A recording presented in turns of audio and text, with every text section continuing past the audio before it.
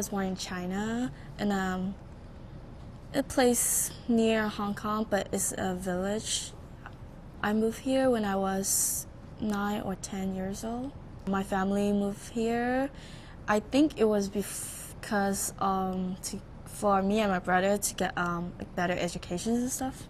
The reason why my parents came here is the same as any other immigrant that comes here, to come and get a better job, a better home, and money. We decided to move because the war and the place were hard.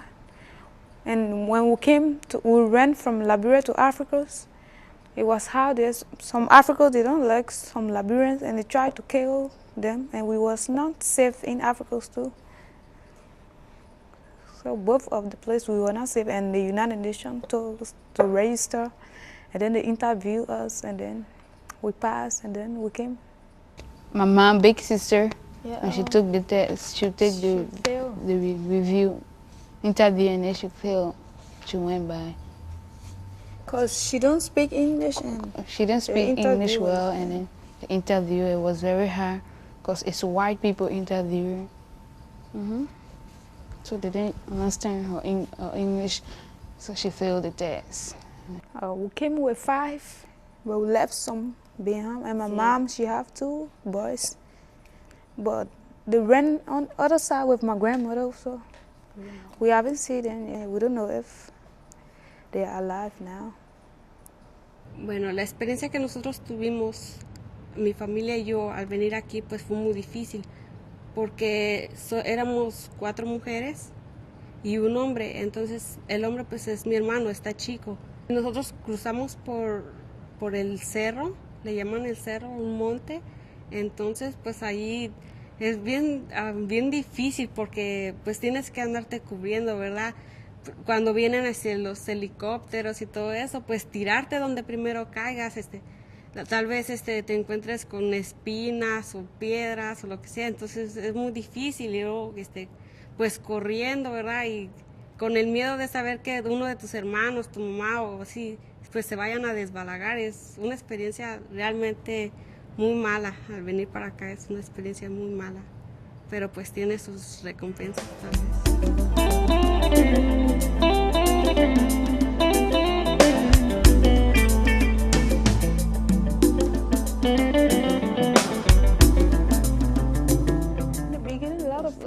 Boys fought in the clouds, and then take the balls, chunking it all over in the clouds, all the things. When I first came, a lot of people were fighting. Spoiling things in the class. If you look here, the fighting. If you look here, the fight. If you look here, it's fight. Just fighting, and then I was scared, and then I went to my mom. I want to skip my school. That very day, when the teacher told us to open the book to read something, I was trying to read. And then the girl, she was behind me, and she spit on my head. And I was trying to ask who did it, and she ran out. And I came out, I followed her, I asked her, she was yelling at me. And then I went to the principal's place. I told him, because I didn't want to fight. And I told the principal, and the next day they called her, and she apologized to me. Yeah, it's the African American. They used to, like, when I first came, it was like, can you dance for us? Can you dance for us? And then I used to dance. And then I thought we were just like playing fun, but every day I was getting used to dance. Every day if I come to school, can you dance for us? And then one day I was like, I can dance. Why all the time you keep asking me to dance? And if I don't dance, and then they begin to curse me, One day, one girl, she told me to dance, and then I said, I'm not dancing. Well, she was about to fight me. And then I said, I'm not fighting because my mom told me not to fight. And then I left. I get away from her. Aquí en la escuela, sí, discriminación hay bastante, la verdad, porque hay veces en tiempo de lonche, cuando yo estoy loncheando en la cafetería, unas de diferente raza de uno, empiezan a uno a aventarle comidas, así a quitarlos de la línea, a meterse frente de uno, siempre dejándonos atrás. Entonces sí se vive mucho aquí. Incluso te discriminan mucho porque pues no habla uno inglés. Entonces ellos se sienten con más autoridad que uno, con más fuerza.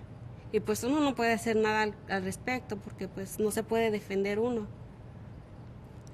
los maestros en otras clases diferentes al programa de ESL, pues hay unos que te comprenden y saben que te equivocas o así, pero a la verdad hay maestros que prefieres mejor decirle a otro que te traduzca, porque incluso llegan a burlarse de ti o así, o no te entienden y te dicen, ¿qué dijiste?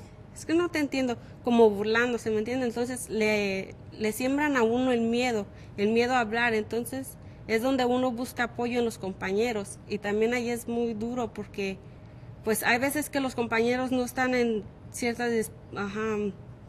¿cómo se llama? Disponibilidad para decirte, o no están de humor y te contestan mal, entonces es muy difícil. Once a time in elementary school, when I first came the first year, well, because there was something like a square little box thingy. It's some kind of wooden stuff. It was on the floor, so I just picked it up. It's kind of like a dice, but it's not. So I just picked it up and played with it. And then the teacher just said that I stole stuff. So, and I don't know the language, so they just like took me to the office, and then I didn't even know what they're talking about. But lucky there was a friend. She is Chinese, so yeah, she explains everything. So it's hard to not understand the language because you don't know how to tell that you're innocent, you know? So, yeah. I guess spelling is one of my biggest English problems because I can't get some of the words, even though I try to sound them out, I still spell them wrong. And like some of my English teachers are expecting a lot from me, but you know, like one of my teachers helped me recognize that maybe because I spoke Spanish first and then English, that there was something in between there that didn't let me spell right or something like that. Una de las cosas más difíciles, pues principalmente al adaptarme aquí, es el idioma, porque llegas a un lugar completamente diferente, donde las personas hablan un idioma completamente diferente al tuyo. Te encuentras con una persona con la cual no puedes hablar, no te puedes comunicar, entonces es muy difícil que ella te entienda para tú entenderle también. I don't feel like I'm really Chinese because I don't really know that much Chinese. And then I kind of lost a little bit of the village language and a little of the Cantonese, which I learned like when I first came here, and Mandarin a little, so I just kind of mixed them up. So it's like for 100% Chinese, they must know everything. That's what it is for me when I was little. But now I kind of mix the language up, and because of this new language, English, I'm not like born here like what Chinese people call the ABCs. So I'm not fully American or Chinese. That's how it is for me. Does that feel confusing? It is really confusing, yeah, that I'm not Chinese 100% or American 100%. So it's kind of like in the middle. Yeah.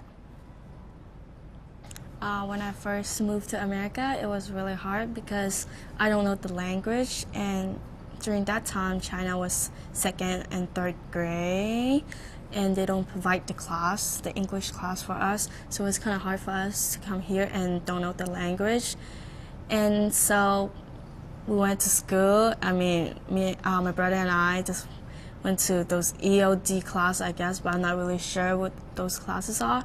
And the way that we heard what others, like the voice from other people, it was kind of like animals talking to each other. So yeah, it was kind of hard.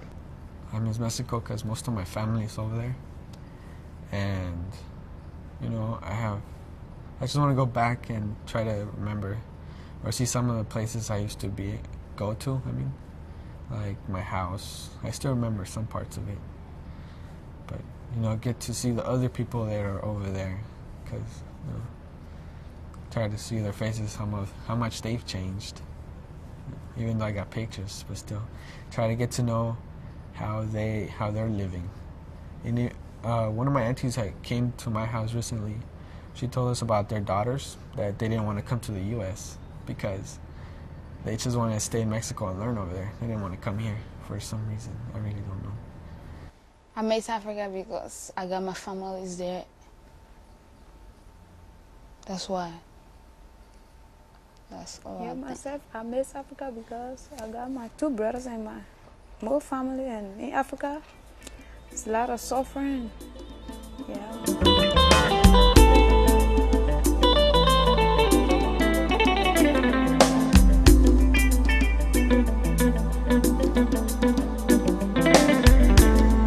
Pues sí, a mí me gustaría mucho pedirles principalmente a los maestros que nos tuvieran paciencia y que puedan comprender a uno que va de uno de poco a poco y que no se puede ir todo tan rápido como ellos quisieran, ¿verdad? Entonces me gustaría mucho que nos comprendieran y que no nos vieran como personas diferentes, porque yo pienso que todos somos iguales, aunque vivamos en una parte o en otra o tengamos diferentes idiomas.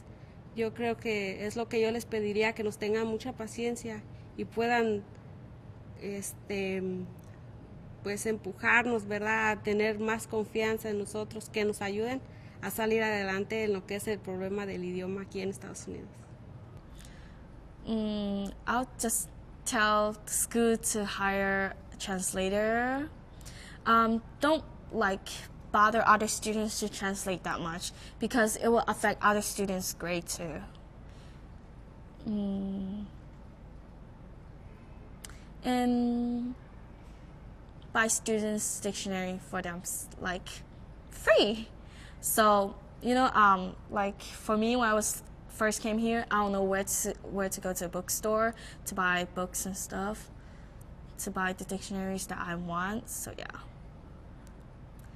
And provide those EOD books for students to take home instead of my mom always asks, where's your books? Because in China, we have our own books and stuff, and in America, we just have papers, and my mom would always say, you guys would just dump papers everywhere. Why would you guys just buy notebooks and stuff? Because we always turn in works that is tear off to the teachers, and we don't have textbooks to carry home. So I guess for my parents, it's not like learning when you guys don't have textbook to provide to the students. They need to know that sometimes they speak faster than us, and they need to take time and to make us understand what they are saying. Yeah. Don't assume stuff about students that are barely getting here. They're trying to learn, trying to make themselves go up in education. If they're struggling, don't be so hard on them because, they barely got here to the U.S. Just try to help them out and don't be harsh on them, I guess. They're just trying to learn. Like Mandela said, education is the most powerful weapon which you can use to change the world.